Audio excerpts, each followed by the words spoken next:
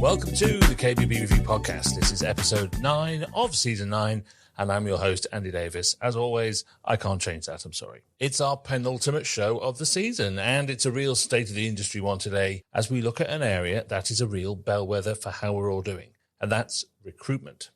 Redundancies and job losses are always an indicator of a significant downturn.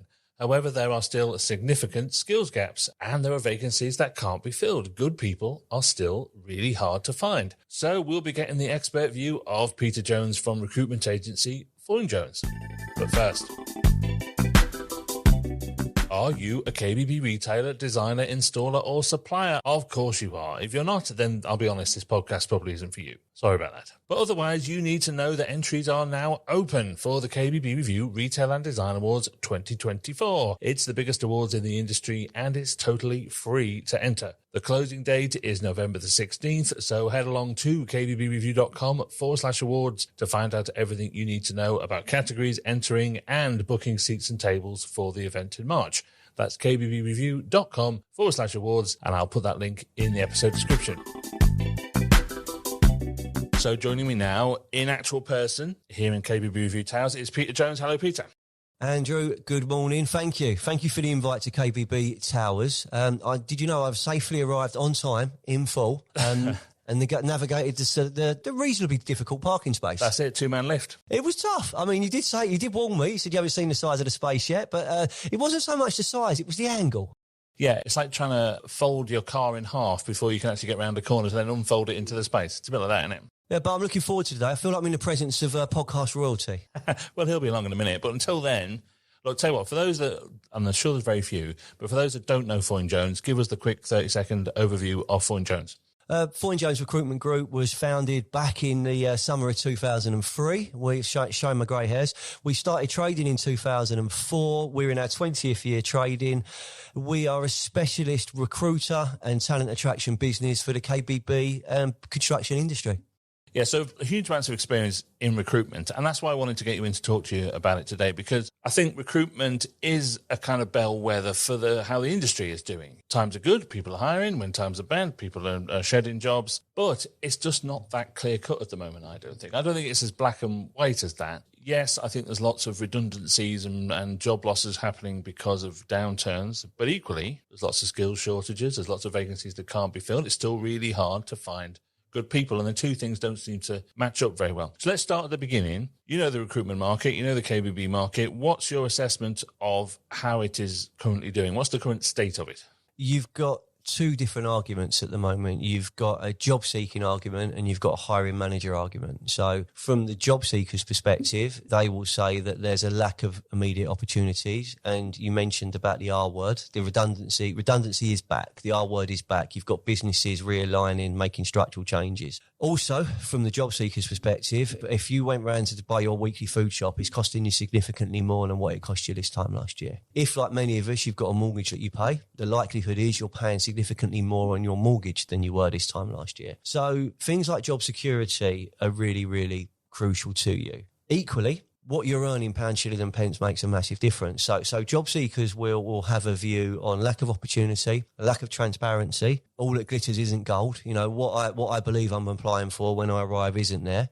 So they'll have an opinion and they'll have their voice, and their voice could be very loud if you look on social channels about we should all do better. Recruiters are evil. Hiring managers are evil. So there's a job seeking argument. From an employer and a hiring manager's argument, you are then dealing with doing the right thing in a completely different way. You've got job seekers, candidates that are accepting interviews, vanishing off the face of the earth. You know, we're scrambling air, sea and rescue to get in touch with them. I speak to employers that are so stressed out with the entire recruitment process. They say, Peter, can you and your business just take the pain away? You know, help us. We can't reach the right people. We can't attract the right people. We can't onboard the right people. And when we do it, they don't turn up on day one. So there's conflicting arguments across there. What you're also seeing is businesses, certainly the retailers that you talk to, they had post-COVID, they had it off in terms of pipeline, in terms of build up a business, in terms of opportunity. That's slowing down dramatically now. So whereas they would have been perhaps more ambitious or more open-minded about giving someone a chance,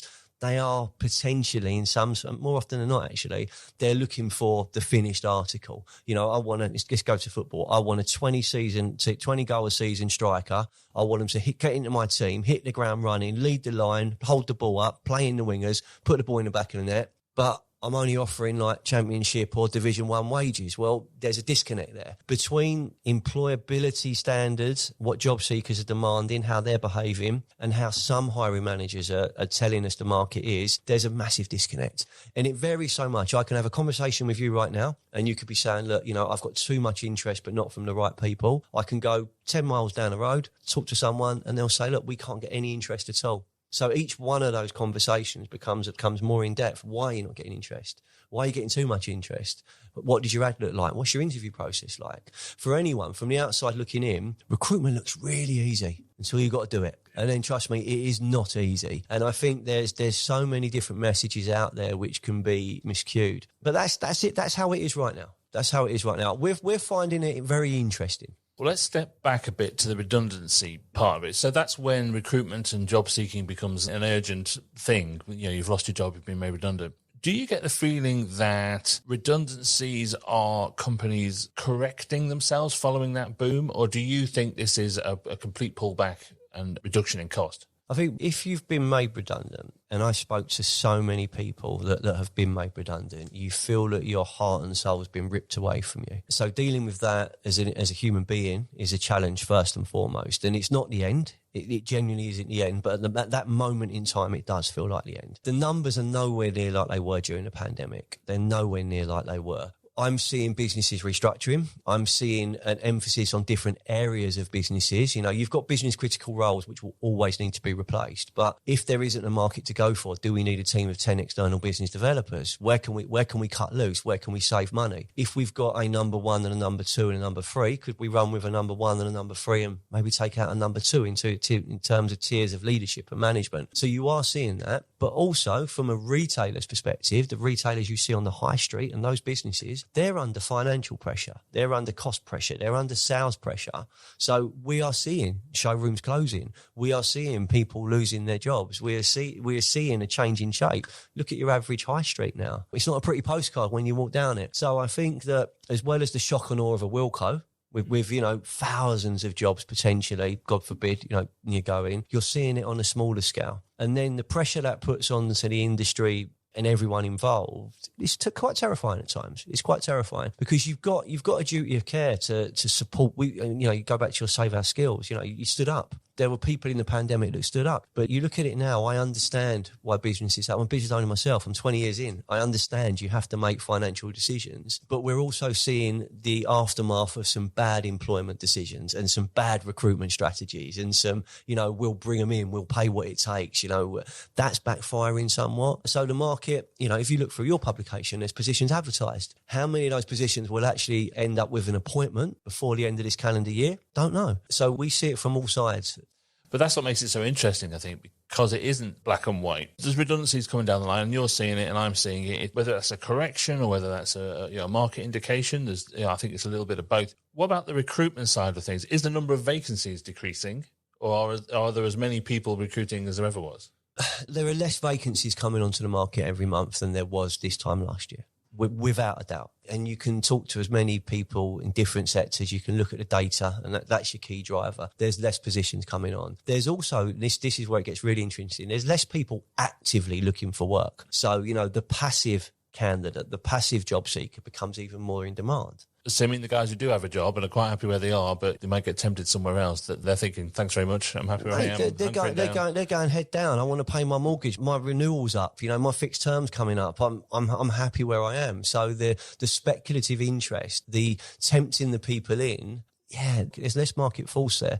But in terms of, from my business, actual live projects, because I prefer to talk about our relationships as partnerships and our vacancies as projects. I'm seeing businesses are taking longer. So time to hire is longer. There might be another 1 or 2 levels in. So, step 1, video interview. Step 2, informal interview. Step 3, presentation to the board. Step 4, dinner. Step 5, psychometric test. In any order you want, really. But where you're putting that in, you're seeing job seekers kind of lose interest. They're thinking, and that's the doing the right thing. If I had a message today from this podcast, it would be to businesses that are hiring and job seekers that are applying for jobs, do the right thing. Treat others how you like to be treated yourself. For every person that doesn't turn up for an interview, there are people that would crawl over broken glass for that opportunity.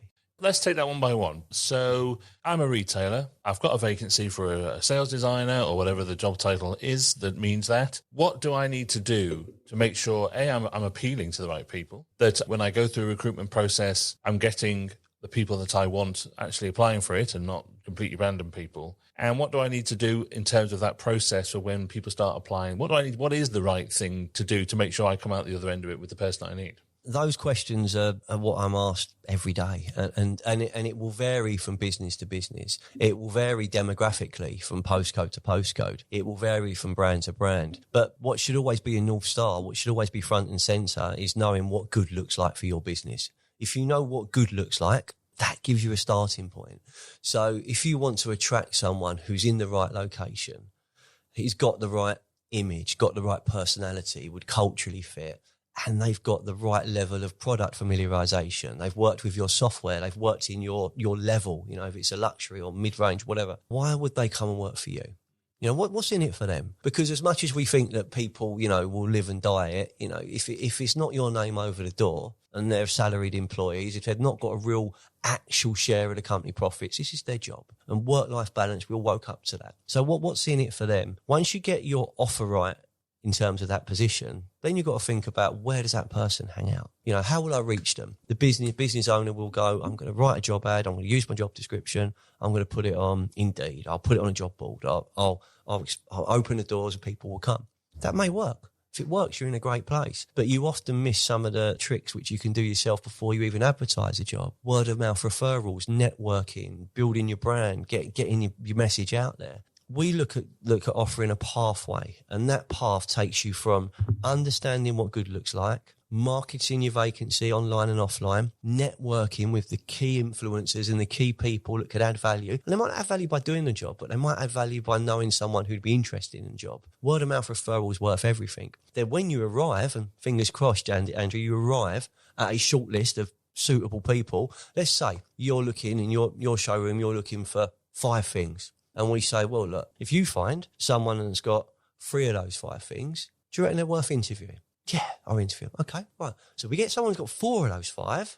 Oh, definitely interview them. What about if we get 5 out of 5? 100%. I'll do star jumps. What about if we get 6 out of 5? So put them in an Uber. So you've got a search criteria. Now, you can expand that psychometrically. You can expand that through academia as much as you want. But if you have that North Star, that's what we're looking for. And we've got 3 of the attributes, 4 of the attributes. You've got a starting point. Companies like yours, recruiters in general, I think it's one of the mistakes that sometimes people think of recruitment agencies, is that you find people to fill jobs. You don't find jobs for people. Andy, first of all, what you've just said there, I'm so glad you said it, because there is such a misconception that the role of a recruiter is not to find you a job. The role of a recruiter is to support the business that's recruiting and introduce them to the most talented people that suit that North Star of criteria. So whether that will be through a good old-fashioned strategic headhunt, that's what we get out of bed for as recruiters. That's where the magic really happens.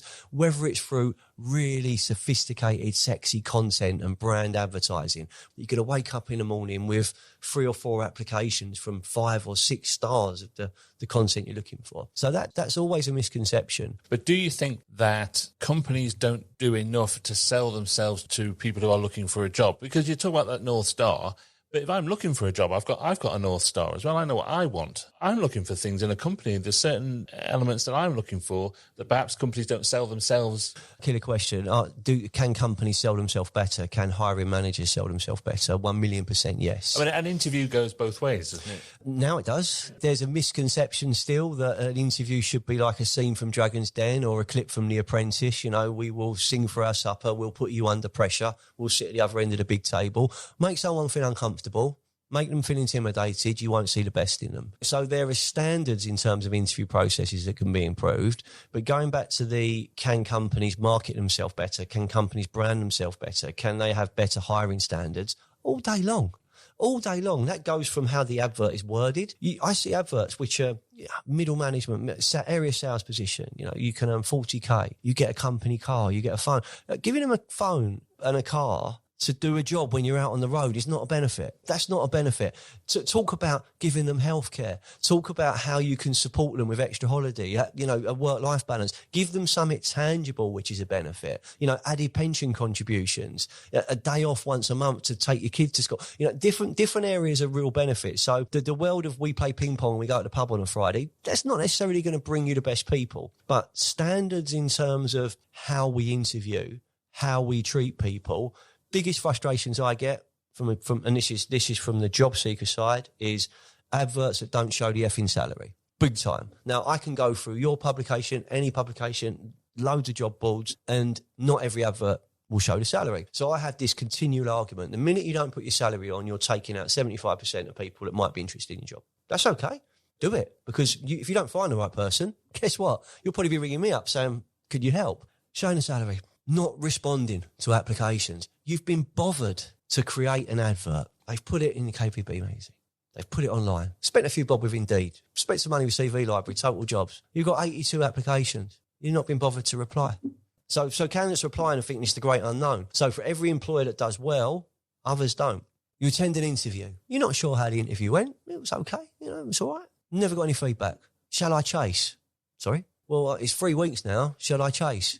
Yeah. Chase, go knock on their front door, ring them up. What's the worst that can happen? You've probably been unsuccessful, but get closure. So treating people the right way, so many schoolgirl errors happening all the time. Let's say, this is an example. Me and you, we have an interview today. And I say to you, Andy, really good to meet you. I'm going to be back in touch by Friday. We shake hands. You go home. You tell your missus, I've had a great chat with Peter. Seems a really nice guy. He's got some weird tattoos, but I quite like how he is. He's going to be back in touch with me by Friday. Here we go, crackerjack time, 4:45, yeah? Boom, boom, boom.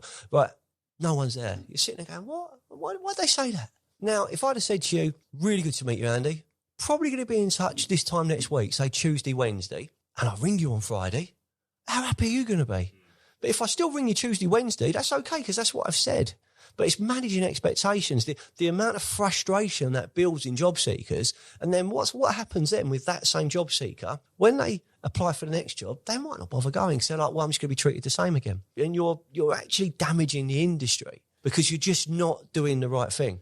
First of all, kudos for a 5 o'clock Friday crackerjack reference, because that really does show your age. Yeah, great. We could do Grange Hill if you want. And the fact that I got it shows my age as well. Yeah. Mate, it's not in your audience. I know. But, I mean, look, the flip side of that is, I'm quite sure there's lots of recruiters that get incredibly frustrated by people not turning up for interviews and all that kind of thing. But from the recruiter's point of view, if they've had 82 applications for something, the chances are that they go through the first 20 and they're so irrelevant and they're so nowhere near anything that they need and don't have any of the skills that they want. That can be quite a frustrating process to narrow things down. And I can see why you don't reply to every single one of them or whatever it is, because you think, well, Why? So let's stop there. So you've wrote an advert. Yeah. 82 human beings, because we're going to presume they're not chatbots and we're going to presume these aren't automated. Let's presume they're 82 human beings have applied for a job. Yes, but I'm being devil's advocate here.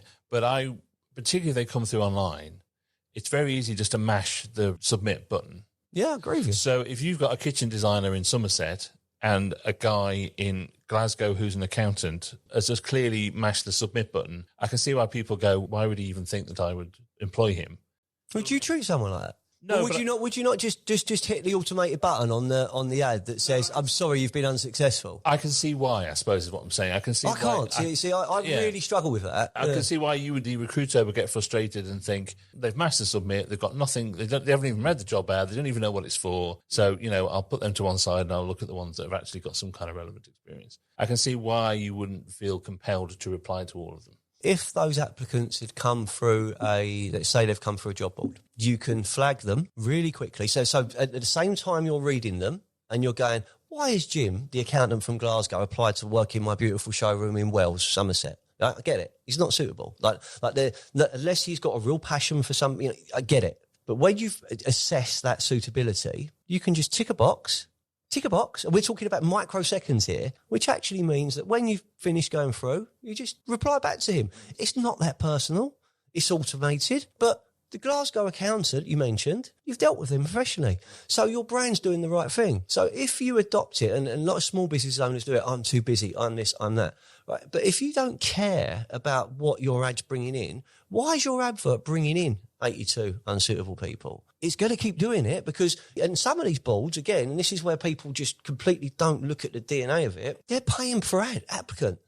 So they're actually paying per click. So if someone's clicking on, it's costing them a few bob more, but you're not stopping it by saying that's unsuitable. So I would challenge that till my dying day. That if someone's bothered to apply for a position, just let them know. All you're doing then is you're killing it, and then you're moving on. So for the people looking for a job, and you coach these guys, you help them through, and you give them a lot of advice for this thing. I'm sure if there were people listening to this who are recruiters thinking, that's great, Peter, but I've arranged interviews, people don't turn up, they pull out at the last minute. There is equal frustration on the other side. At the moment, right now, September 2023, this passage of play, I would say, since around May onwards, it has been, and I'm in my 20th year, it has been the most horrific passage of play for attendance of interviews. Really? I've never, ever dealt... I'm going to write a book. I've wrote a couple. I'm going to do a new book on excuses. I've never dealt with so many lies. It's actually outrageous, all right? And it goes even further. Oh, what's the best one? Come on. Oh, man, I've got loads. It can go from the bus has broke down to my wife's not well to the cat's run over to someone's hit my car to my phone's been stolen. Well, I've got so many. I've got so many. Some are absolute surreal. And then you've got to nick a trending word, you've got the ghosters. Where I want to scramble a drone. And one of the problems I've got, and I know anyone who's hiring will feel this pain, when someone doesn't turn up for an interview, when someone doesn't return my call, when they start swerving me, I still, 20 years in, I still take it like a dagger to the heart. I take it personally. So I will find you. I will WhatsApp you. I will email you. I will call you at the weekend. I will keep going until... I'm a little bit scared now. I'll send messages that say, Andy, it's like Liam Neeson. Thank you so much for applying. We've got brilliant feedback. We're really sorry you didn't make it. We can see you anytime you want next week. But if you're not, for whatever reason, you don't want to come, I've got 3 other people that would love this opportunity. Just drop me a text back and just say, not interested. 2 words. And they don't. We've got one at the moment. We've got one amazingly talented kitchen designer. She's accepted a position, agreed a start date, which was later than we wanted, but it enabled her to secure a higher commission and leave on good terms. So absolutely no problem. The business was amazingly supportive. So they created a completely new onboarding program, completely new induction program to reflect the start date. Start date's a couple of weeks away, gone. Disappeared off the face of the earth. Other than getting in a motor and knocking on the door and saying, like, why are you doing this? That's how job seekers are treating employers. I know the pain they're dealing with, right? I know what a no-show means to them. If you arrange to stay, I'm going to stay late to meet this person 7 o'clock after work, 8 o'clock after work, because, they're busy during the day and they don't turn up. Wow. So you say that's increased. Why? Why do you think that is? I think that people are using a new job offer to take a counter offer from their employer. I think they get nervous. I think they get scared. I've had grown-up conversations with very, very intelligent, mature people that have said, Peter, I've just changed my mind. And we deal with that. This is the irony of it is that for whatever reason, if you don't want to accept the job or you can't attend an interview, do the right thing and let someone know.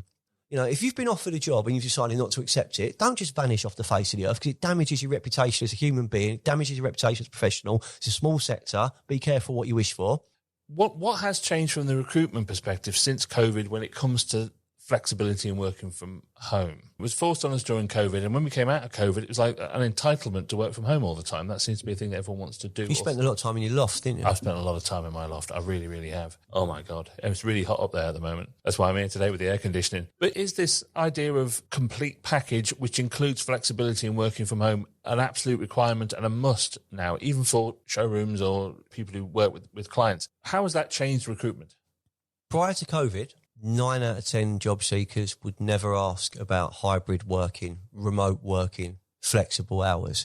You had some forward-thinking businesses that were set up and were able to offer it, and they were doing it. We learned with our own video software. We've been pioneering to use video rather than CV, and we've been doing that since 2016. But in 2016, 2017, do you know what FaceTime is? Do you know what Skype is? You were trying to educate that side of it to grow up. And we did, like you said, we woke up overnight to the fact that, well, we can't go into the office, they're closed. You can't go to your showroom, that's closed. But the job seeker coming out of the pandemic has had a taste of work life. And I think it did remind us all that spending time with our family, spending time at home, thinking about coming out of the grind a little bit, coming out of the hustle can actually be a good thing for you. So people are interested in, can I work hybrid? Can I work remotely? What's the flexibility? Something which I think hasn't really, I don't know any businesses in the KB, but you may, but I don't know any business I'm talking to that have even got near a 4-day week. Not gone near it. It's like Voldemort. It shouldn't be spoken about. It doesn't get spoken about. But other industries and other sectors, if we're talking about the stars of the future, the uni leaver, the school leaver, the college leaver, the kid in the middle of the class who's got some potential, but, needs the right home, they'll be looking at what's in it for them. The younger generations now, they don't want to do 25 years and get a watch. It don't do anything for them. They want to travel. They want to work wherever they can work. They're looking for different things. The industry has to wake up to that because it's being asked for. You can't always offer it. I understand that. Not every business can let you work remotely. Not every business can let you work from home. But be clear on that. We've got one at the moment where great candidate needs to have some flexibility around the school run. And I actually think it's such a shame that we can't get that flexibility because she's actually head and shoulders above the field. But because that flexibility isn't in play across the business, they can't offer it. But I can see why people are looking for candidates who can hit the ground running if they're going to incorporate working from home and flexibility, because that a sort of remote management element that comes with working from home, I can see why you'd want someone who can just do the job. Because one of my issues with working from home and flexibility, which I'm all for, is what do you do with the new people? What do you do with people straight out of university? How did you find working from home? I have learned to live with it. I don't like it. I like working with people. I like collaborative things. I like the environment of people. Sometimes it's good when you got to put your head down and get on with things. So that element of flexibility is good. It's very flexible if you've got kids. But one of my complaints about working from home is it assumes that everybody works the same way, and they don't. And it assumes that everybody's quite happy on their own, which they're not. It assumes that everybody's really good at their job, which they're not. It assumes everyone knows what they should be doing all the time, which is not true. So I think it depends on who it is and what their role is. Personally, I am absolutely rubbish at working from home. I lack discipline. It makes me less creative. I find the fridge and I find the sports channels, and I'm easily distracted. And I've tried and failed before the pandemic with, I'm going to build myself a little office. I'm going to do that. I failed miserably. So during the pandemic, I was the lonely business owner with the spaniel that walked to the office every day, and worked on my own up there. And I got stuff done that way. Didn't like it because I'm a people person. I'm a visual person. But I realised that there's times now, I can sit at home at the weekend and I can message a business owner on a Sunday because that's when they want to talk to me, and I can do some content on LinkedIn. But genuinely where the magic happens, for me, I like to be around people. So onboarding someone remotely, very difficult. Training someone remotely, very difficult. Managing someone remotely can often lead to more micromanagement. So remote work is very, very tough. And if you've got a showroom where you want people to hold it, touch it, feel it, smell it, you want them in front of you. That's when the magic happens. You can close it, because you're going to build such more detailed relationship. They come in with their children, where they go to school. There's so much more in the relationship side. What do you think the current state of salary is? Is there any kind of consistency with it? Are the expectations of people coming out of university completely mad? Because that's one of the complaints I've heard is that you get graduates who've, come out of university in September and they want 30, 40 grand a year. Yeah, lots of businesses are using a word like a privileged grad, and a privileged grad wants X, Y, and Z. There is a disconnect. There's a disconnect in terms of what businesses can offer from a financial perspective. If your budget is X, you're not going to attract someone above that budget. So look at your budget and look. This is the advice we always say: is like, that's your budget, and it's non-negotiable. You can't flex on that, and that's your commission structure, and you can't flex on that. What can you offer to bring in the person that maybe in the medium to long term is going to be what you want, or in the short term they're going to be good. They're going to be honest. They're going to be hardworking. They're going to have a smile on their face. You may not be able to get that superstar signing. You want a big high impact signing. I want that person. If you can't afford them, be realistic with yourself and accept you can't afford them. I had a conversation last week, great business, well-known business. And what they're looking for, they're 15k under the market. And it didn't go well when I told them that. But I'm like, well, there's no point me telling you I can tell you what you want to hear. You can shake my hand, you can pay my deposit, and I can not fill the role. Or I can tell you what you don't want to hear. We can talk it out. We'll figure out a way, and we'll find you people that suit what you can afford. And again, that's education. That's understanding your market. That's talking to the right people. But are you counselling job seekers on their own expectations of salary? Big time, yeah. Big time. You're managing expectation all the way through. Only in a recruitment business, 99% of what you do is managing disappointment. You know, it's managing disappointment. It's, Andrew, you've been unsuccessful. Andrew, you haven't got an interview. Andrew, your CV's rubbish. Andrew, the reason you look scruffy. Like, you're managing expectation. On the other side of it, you wanted to attract this, you can't attract that. You've offered them that, they've turned it down. They've had a counter offer. So where you're dealing with disappointment, managing that expectation is absolutely crucial. So being able to tell someone what they don't want to hear, but leave them in a positive place, that's like a dark art. And if you're good at that, people will come back and they'll talk to you. And how much negotiation takes place on salary? And has that changed since COVID? With some businesses, there's no negotiation whatsoever. With other businesses, there's always flexibility. I think where you have the challenges are if you put a position up as a 30k basic and the best candidates want 40, and you've said to yourself, well, if I get the right person, I will pay 40. Somehow you've got to get your content right, or get your marketing right, or get your approach right to get someone interested who's more than what you're telling people the job's worth. And that's a challenge. So are people negotiating more? Yeah, they're not that good at it. Some are good at it, some are not. You know, it is what it is.